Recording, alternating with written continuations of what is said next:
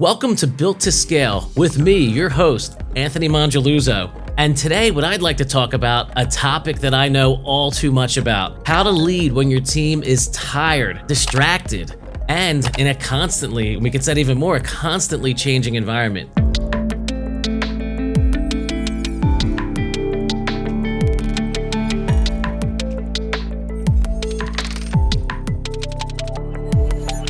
Let me give you some background on PCS and let you know what I know about this. So when I started the business, there was no AI there. Google was Google, but it wasn't really, as great it is now, but it was still a good resource.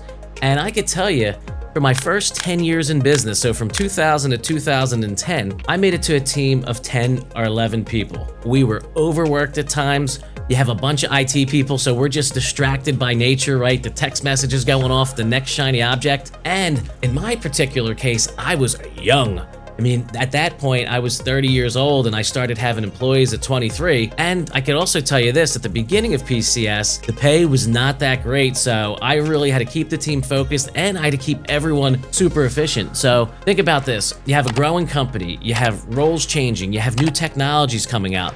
And in our world, there was also no barrier to entry, right? It's great that we have computer certifications and things like that, but if you're watching today and you want to say that you're a computer repair shop or you have a couple friends and you're an MSP, that's an IT managed service provider, you put an ad out, you put something on Google, you have AI make you a website, and boom, you're in business. So what we're going to talk about throughout this podcast is really different strategies and techniques. What happens, the burnout, and what can we do to maybe motivate that team to do a little bit more. So part one, let's say, your team might not be lazy, right? A lot of business owners always say, oh, my people don't work as hard as I do. Now, number one, they shouldn't. You own the business, right? They should work, they should earn their keep, but nobody should work harder than the business owner. So your team might just be overloaded, right? Because a lot of times, just because you're the business owner and you work 60, 70, 80 hours a week, you sometimes put yourself in other people's position and say, well, I got all this done. Why can't they do it? They're not motivated. Well, one, guess what? They have a 40-hour-a-week job, right? They want to go home. They want to see their family. They have social activities. So you might just be putting a little too much on them. And I think part of really working with the team is communication and having that open communication. Because when you look while people switch jobs, most surveys, most online results will tell you they don't quit a company. They quit their boss. So you have to find ways as a leader to really support the team. Also, for yourself to make sure that you have the support structure in place so you could lead properly. Let me give you, for instance, when we were at, let's call it 15 or 20 people, I had to do everything. I was HR, I did the reviews, I ran the tickets, I did the invoicing, and you know what? I thought I was doing a great job, and I learned through the years that I could have done a much better job, but I didn't have the structure to really allow myself to be a proper leader. And one of the things I also learned is you really tap out at about 7 or 8 people. There's only so many people that you could functionally manage. I've seen groups where they have 30 people reporting to someone. How can you have meaningful relationships? How can you create that trust that you build when you're in the trenches? Some of the people that have been with me for over 20 years, we still talk about those overnights when a server crashed and we pulled an all-nighter, or, that time, we just went to a bar after work and hung out for a few hours. It was unexpected and, just talked about all the laughs. So things like that really will help a team. What I could also tell you here is when we were overloaded, we did a couple other things. One, we would actually open up overtime on Saturday for everyone. So then when Monday came, and by the way, no one was forced to work, but by Monday, when everyone came in, the load was automatically lightened from that extra help, whoever wanted to pitch in, make a little more money. 2, we used to have video game machines. Our Delaware office still does. We kind of ran out of space here. And on Friday nights, especially when we're a little bit younger, we'd have different arcade games going on. We'd have pop-up happy hours. We try to do different things too. Like during the spring and summertime, we bring in food trucks with all different crazy concoctions of, cool food to eat and stuff that you won't get at a regular restaurant. So I think over time, it's really the little things, and the most important thing you could try to do, you won't always be successful at it, prevent the burnout before it happens. Keep your place fun, keep your place engaging, right? We get a lot of work done here, but we also have a lot of fun, and I think that's one of the reasons why we continue to be so productive. What's something very important that a leader needs to have for the team? And this isn't just the CEO. This goes for every level of leadership. And that word is clarity. Like the army, right? The troops, they do their job. They have a clear mission, and their job is to follow that mission. And that's what makes our armed forces and folks that worked in the military so great. I love hiring people from the armed forces because you tell them what you want the outcome to be, and they find a way to get there. So as the leader, I offer the clarity. This is exactly what I need. And as a good soldier, they go out there and they get it done. So, and I think that's so important because if you have a team, so let's take us, because that's what I'm the most familiar with. We have CSUs, client service units. They all have a leader. Each CSU is 7 to 9 people, including that leader. That leader needs to set clear expectations with their team. This is what I expect with your ticket notes. This is what a good day looks like. This is what happens when the phone rings. What do we do in this situation? The more clarity that TSC, that technical service coordinator, has, the more the team is able to get done. Even from a leadership perspective on my end, we had an issue with one of our teams that we needed them to work overnight, 24/7, because that's where the industry's going in our incident response division. Our team did such a fantastic job. We got the call from our client saying, this would help things a little bit more. That was on a Thursday. On a Tuesday, the teams were already set up. We reconstructed how we do it, our phone numbers, our emails, our processes, and we were able to announce in under 7 days to our clients. And that was clarity from leadership at multiple levels here, and our team got it done. So again, a lot of times employers, bosses, which I hate that word, why didn't they do this? They should have known to do that. Well, do they have a crystal ball? Can they read your mind? Did you offer clarity? So, and remember too, when the energy's low and your team is, not feeling their best, if they do not have a clear mission, they will fail. They will not get the job done, and ultimately, if the team fails, you fail as a leader. Let's talk about another topic, leading through change. And there's no one better than me to talk about change because the evolutions of PCS over the year have been dramatic. Whether it's us shifting from residential to business support, from time and material to unlimited managed service, from being a more local, regional player to being a national player, to creating an incident response team, to creating PCSU, to creating this with Veronica, this podcast, growing to multiple states, changing the way we do business, inventing Liveline, which is how we answer the phones live in real time. But that change didn't happen over time. People hate me when I say this, at least around here, because I say it all the time. 1% better every day. When we talk about change and things aren't working, a lot of leaders, they want to go out and change everything. It confuses the team. If you change everything all at once, you probably didn't think everything through. So then what's going to happen? You're going to have to change again. So then guess what? We lose our clarity that we talked about earlier. So managing and leading through change, it's fun, but it can also be frustrating for your team.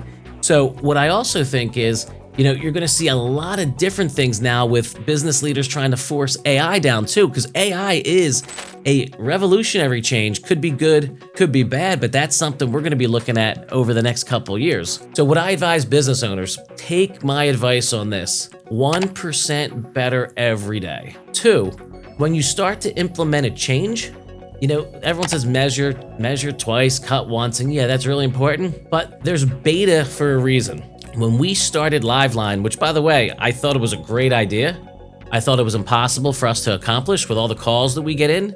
And I remember sitting in a management meeting and they wanted to put out all the marketing and Liveline. I'm like, guys, how about we make sure and we look at the phone system and like we can actually do this, because I'm the guy that's on the street all the time, right? So I'm gonna go out there, and if I see a customer and we're offering Liveline where we pick up the phone live and you get help in 30 seconds and they're calling in and they're not getting that, it's gonna be called dumb line, slow line, no line. So I really want to make sure, and to my surprise, within a month of rerouting the phone systems, making some different changes, we got to 90%, a little bit over 90%. Now, my goal was 100%, which is where we're at now, but I thought 90% was good enough to get that moving. So again, we had the idea, we made some changes, we implemented it. Then we said, hey, can we do service differently? So we have our Liveline, but now what we did was we added custom teams, or dedicated teams, I really should say, to service those clients. So much happened with Liveline that we didn't expect too. So when you're going through changes as business leaders, you also want to measure. For instance,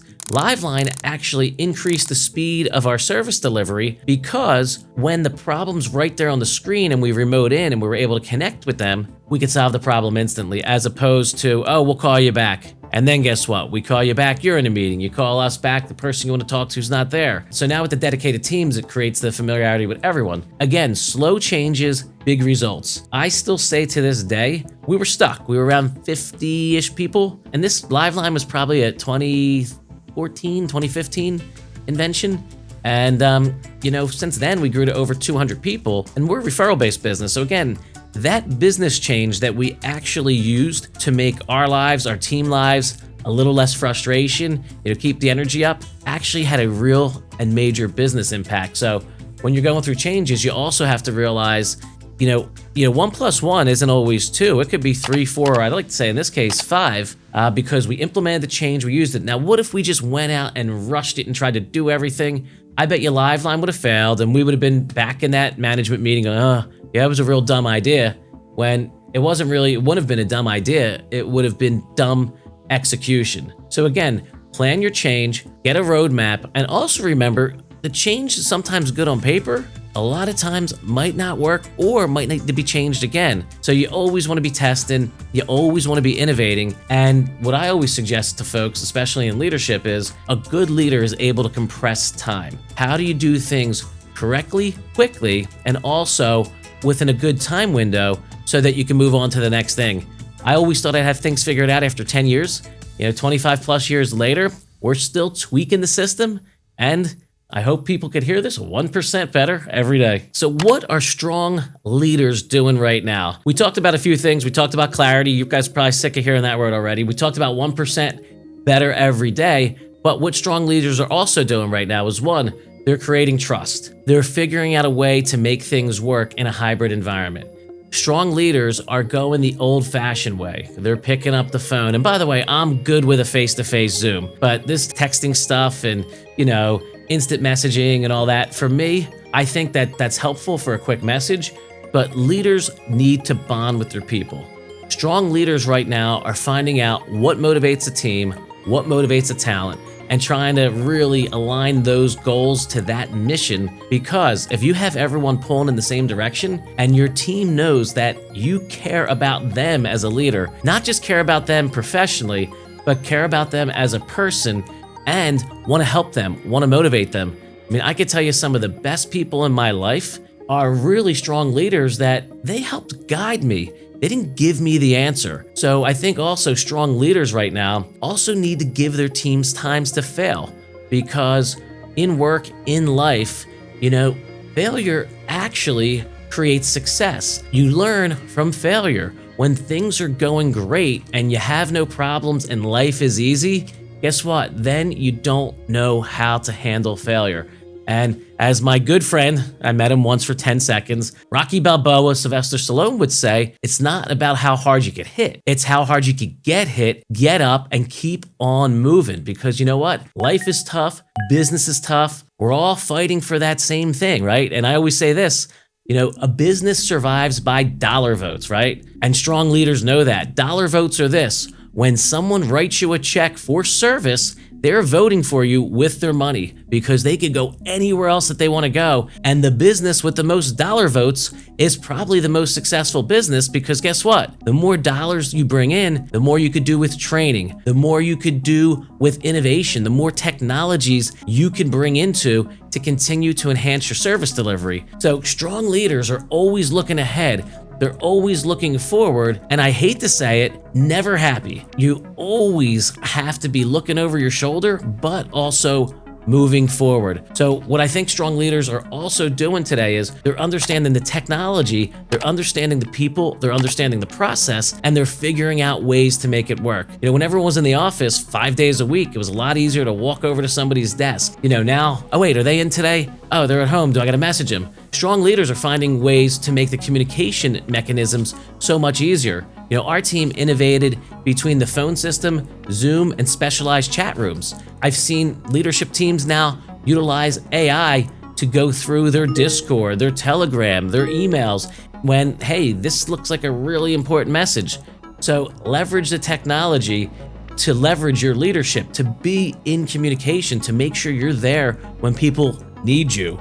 So the best leaders aren't asking for more from their tired teams or from a overworked workforce.